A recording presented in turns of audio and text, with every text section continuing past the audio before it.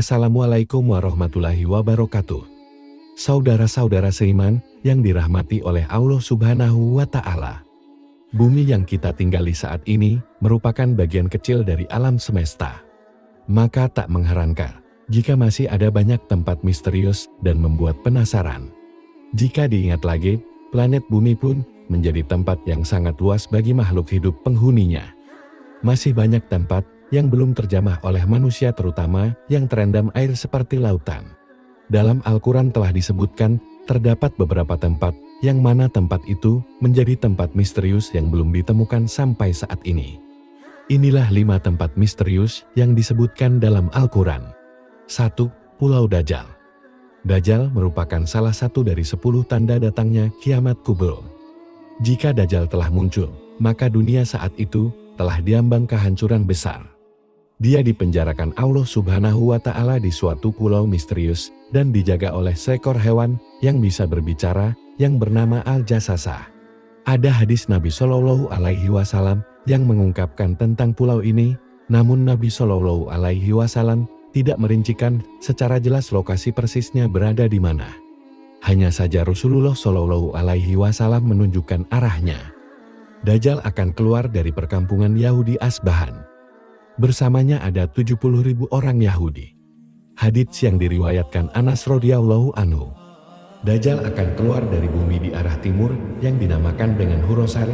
Hadits yang diriwayatkan Abu Bakar As-Siddiq radhiyallahu anhu. Artinya secara pasti bahwasanya tempat munculnya Dajjal adalah dari sebelah timur dan tak jauh dari daerah yang bernama Hurosan. Maka di manakah sekarang Hurosan itu berada? Kalau sekarang Hurosan itu terletak di negara Iran sebelah timur, sekarang nama Hurosan dijadikan sebuah nama provinsi di sana. Namun, jauh sebelum itu sejak abad ketiga Masehi, Hurosan itu adalah suatu wilayah yang luas meliputi Iran, Afghanistan, Tajikistan, Turkmenistan, Kazakhstan, dan Uzbekistan. Sedangkan tentang pulau tempat Dajjal dikurung, mungkin saja berada tak jauh dari wilayah itu. Selain itu, tersebar kabar juga bahwa Dajjal dikurung di salah satu pulau di Yaman yang bernama Sokotra. Pulau ini benar-benar aneh dan punya hewan dan tumbuhan yang tidak ditemukan di tempat lain. Selain di Pulau Sokotra, banyak orang yang mengaitkan tentang Pulau Sokotra ini sebagai Pulau Dajjal. Namun ada pula yang mengatakan Dajjal berada di segitiga Bermuda. 2. Ainul Hayat. Ainul Hayat merupakan sebuah telaga atau sebuah tempat yang memiliki mata air yang kalau airnya diminum maka orang itu tidak akan mati sampai hari kiamat kecuali dia memohon kepada Allah Subhanahu wa Ta'ala untuk dimatikan. Kisah tentang tempat Ainul Hayat ini berhubungan erat dengan 2 tokoh besar, yaitu Raja Zulkarnain dan penasehatnya, yaitu Nabi Khidir alaihi salam. Ada sebuah riwayat dari As-Salabi dari Imam Ali. Suatu hari Raja Zulkarnain bertanya kepada malaikat tentang bagaimana ibadahnya malaikat kepada Allah Sang Pencipta.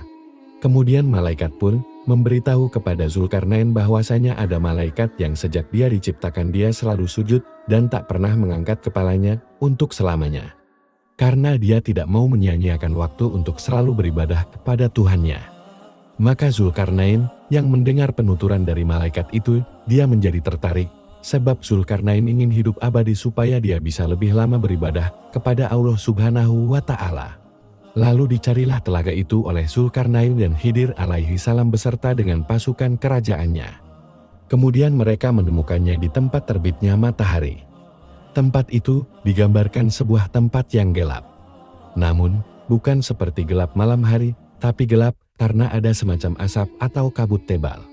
Singkat cerita, yang meminum air dari telaga itu hanyalah Nabi Khidir alaihi salam. Zulkarnain tidak meminumnya. Makanya ada beberapa ulama yang mengatakan bahwasanya Nabi Khidir masih hidup sampai hari ini. Tapi ada juga yang mengatakan Nabi Khidir sudah wafat. Kemudian pada abad ke-14 ada seorang penjelajah yang bernama Juan Ponce de Leon yang diutus oleh seorang raja yang bernama Raja Ferdinand. Ia ditugaskan dalam memimpin ekspedisi pencarian mata air keabadian atau dalam Islamnya disebut dengan Ainul Hayat. Tapi sampai akhir hayatnya Ponce de Leon tidak menemukannya dan dia tewas karena dipanah oleh suku pedalaman. 3. Tembok bisi Zulkarnain. Tembok ini terdapat dalam Al-Quran Surat Al-Kahfi dan beberapa hadis sahih. Singkatnya, tembok besi yang dibuat oleh Raja Zulkarnain ini berfungsi untuk mengurung dua kabilah perusak, yaitu Ya'juj dan Ma'juj. Tembok ini akan runtuh ketika dunia diambang kiamat dan kaum yang di dalamnya akan melakukan pengrusakan di seluruh dunia. Jumlah kaum ini sangat banyak. Diriwayatkan, kalau ada satu manusia berarti jumlah Ya'juj dan Ma'jujnya ada 999. Menurut survei pada tahun 2021, penduduk bumi ada 7.888 miliar. Artinya jumlah Ya'juj dan Ma'jujnya adalah 788 miliar dikali dengan 999. Pastinya itu jumlah yang luar biasa banyak. Tembok Zulkarnain bisa saja ada di dimensi lain, atau memang sengaja Allah Subhanahu wa Ta'ala tutupi atau dibedakan dengan dunia manusia. 4. Jabal Kaf. Sebuah gunung ini kisahnya pernah disabrakan Rasulullah Shallallahu Alaihi Wasallam ketika sahabat beliau yang bernama Abdullah ibnu Salam tengah bertanya kepada Rasulullah Shallallahu Alaihi Wasallam, "Ya Rasulullah, dengan apa bumi ini bisa tenang?" Rasulullah Shallallahu Alaihi Wasallam bersabda, "Dengan beberapa gunung." Kemudian Abdullah ibnu Salam melanjutkan bertanya, "Lalu dengan apa gunung-gunung itu dikokohkan?" Rasulullah Shallallahu Alaihi Wasallam bersabda, "Dengan gunung Kaf yang terbuat dari batu zamrud hijau dan birunya langit." Para ahli tafsir mengatakan bahwasanya gunung Kaf merupakan induk semua gunung yang ada di dunia ini. Ada beberapa pendapat mengenai keberadaan gunung Kaf ini. Raja Zulkarnain pernah naik ke gunung ini. Namun, mengenai letaknya ada di antara Yordania dan Arab Saudi. Namun, ada juga berpendapat lain mengatakan letaknya ada di daerah Yaman. Selain itu, ada yang menyebut Gunung Kaf berada di suatu daerah sebelum Persia dekat tembok Ya'juj dan Ma'juj. 5. Istana Kerajaan Nabi Sulaiman. Nabi Sulaiman alaihi salam adalah sosok orang terkaya sebenarnya. Dia berkata, "Ya Tuhanku, ampunilah aku dan anugerahkanlah kepadaku kerajaan yang tidak dimiliki oleh siapapun setelahku. Sungguh Engkaulah yang Maha Pemberi." Quran Surat Sya'ar 35.